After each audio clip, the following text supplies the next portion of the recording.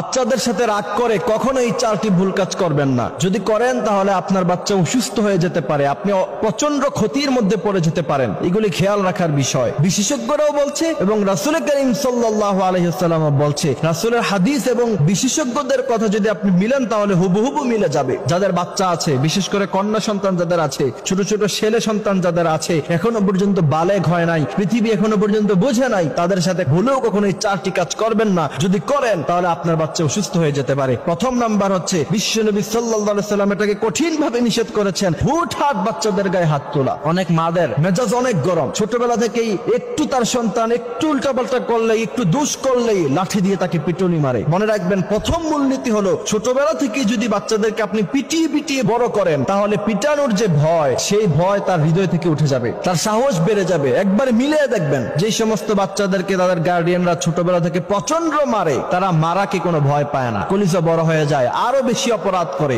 আর যে সমস্ত গার্ডিয়ানরা একটু ধমক দেয়, একটু শাসন করে, আবার একটু আদর করে, তারা মারকে প্রচন্ড ভয় পায়, তারা পিটুনিকে অনেক ভয় পায়। দেখবেন এই সমস্ত সন্তানদেরকে কখনো পিটানোর প্রয়োজন পড়ে না। বাচ্চাদেরকে হুটহাট আপনি মারবেন কেন? এটাকে জন্ম দিয়েছেন, এবার তাকে শিষ্টাচার শিখান, আদব শিখান, লেহাজ শিখান, এটা আপনার দায়িত্বের মধ্যে পড়ে। সুতরাং প্রথম নাম্বার ভুল হচ্ছে হুটহাট বাচ্চাদের গায়ে কখনো হাত তুলবেন না, এতে করে বাচ্চার ব্রেনও অ্যাটাক হতে পারে, বাচ্চার ব্রেনও সমস্যা হতে পারে। দ্বিতীয় নাম্বার হচ্ছে, অনেক গার্ডিয়ান আছে, ছোট বাচ্চা, সে বুঝে কি, তাকে শাসনের সময় অন্যান্য বাচ্চাদের উদাহরণ দেয় যে তুমি দেখো না, তুমি ক্লাসে 1 নাম্বার হতে পারো না, ওই যে অন্য মেয়ে সে ক্লাসে 1 নাম্বার হয়, এই যে অমুকের ছেলে ক্লাসে 1 নাম্বার হয়, তুমি কি করছো? এই কথা তাকে ডিপ্রেশনের মধ্যে ফেলে দেয়, সে প্রচন্ড চিন্তায় মগ্ন হয়ে যায়। এটা করার কোনো প্রয়োজন নাই, আপনি তাকে ছাড় দেন। এবং শায়েখ আহমদুল্লাহ সাহেবের এক ছোট্ট একটি কথা দেখলাম যে তিনি তিনার সন্তানের ব্যাপারে বলছেন যে আমার ছেলেকে কখনো পরীক্ষায় 1 নাম্বার হওয়ার জন্য আমি কখনো চাপ দেই নাই। আমি তাকে বলেছি তুমি ভালোভাবে পড়াশোনা করো, এটাই তোমার কাছে চাই, তুমি পরীক্ষায় ফেল করলেও আমার কোনো সমস্যা নাই। কিন্তু যেই বাচ্চা ভালো করে পড়াশোনা করে সে কি পরীক্ষায় ফেল করে? সে তো পরীক্ষায় ফেল করে না। এটা হচ্ছে টেকনিক, এটাকে বিশ্বনবী বলেছেন হিকমা।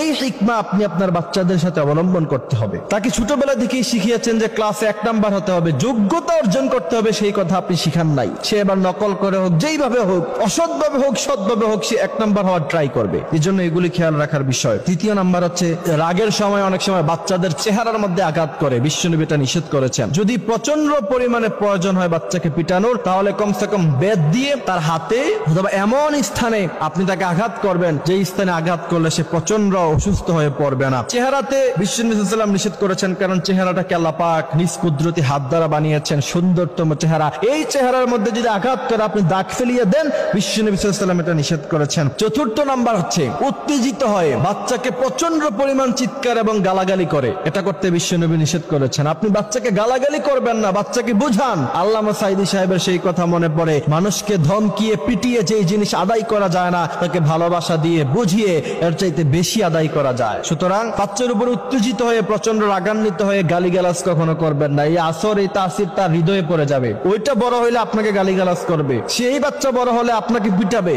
এই বাচ্চা বড় হলে আপনার সাথে বাজে ব্যবহার করবে, খারাপ ব্যবহার করবে। যাদের বাচ্চা আছে তাদেরকে এই কথাগুলি বোঝার, মানার তৌফিক দান করুন।